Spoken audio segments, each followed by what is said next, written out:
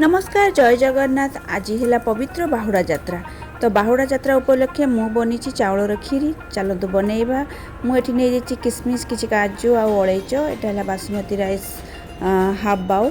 तो गोटे पैन गरम करके देसी गुआ घी पकईकी प्रथमे काजू किसमिश को भाजी नहीं जी भल से टे रेड हो गला पर्यंत प्रथमे भाजी नेबी।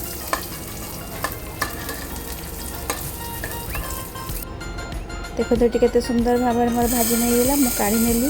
तापर बासमती चाउल को धोईकी टिके ड्राई कर सुखे देइथिली।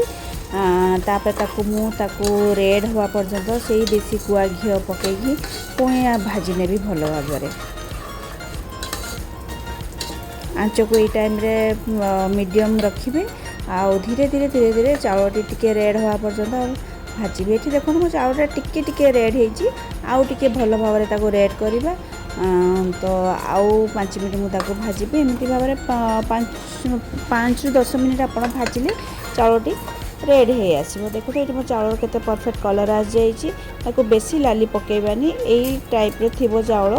तो आपको काढ़ी ने जेहेतु मो चाउलटी बासमती चाउलटी गोटा गोटा था तो मुझे आउ थे मिक्सचर रे टिके हाफ दर रगड़ा करके गोटे घूरे रखीदेली। तो ताकू एमती दर रगड़ा करके रखीने।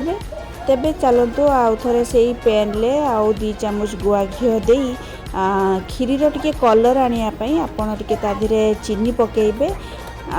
कहीं क्षीरटा जो आप पकई सारापर जो माने आम क्षीराटा जो माने धला न देखाई कि टिके ब्राउनिश कलर आसले भल लगे देखा ना तार टेस्ट किसी परिवर्तन आसे ना बट देखा सुंदर लगे बोली आम ये प्रोसेस रे करवा। तो टे घी गरम हो गला ताधीरे चीनी पकईकी सिम धीम आंचरे आपन टिके टिके हल्का हल्का एमती भाजी नहीं जी जमी चीनी टिके कलर आसो। बेसी कला पकेबेनी एमती भाव में टिके टिके हल्का हल्का आपड़ डांगेले ऑटोमेटिक। तो देखो ये चाउल चीनी मोर कलर आसीगला। तो यही अवस्था में प्रथम टिके प्रथम 2 कप पानी पकईदेवा। देखो पानी पकई सारापर देखो केते सुंदर परफेक्ट कलर आसी जाइए। तो पानी बेसी गरम हवा को दबानी। तापर आम ये क्षीर पकईबा। मुझे फुल फैट क्षीर नहीं 1 लीटर। तो 1 लीटर क्षीर आम देखो ऐड करदे तादिहरे आप चाहिए तादिहरे अमूल भी पानी गोलैकी पकई पारे।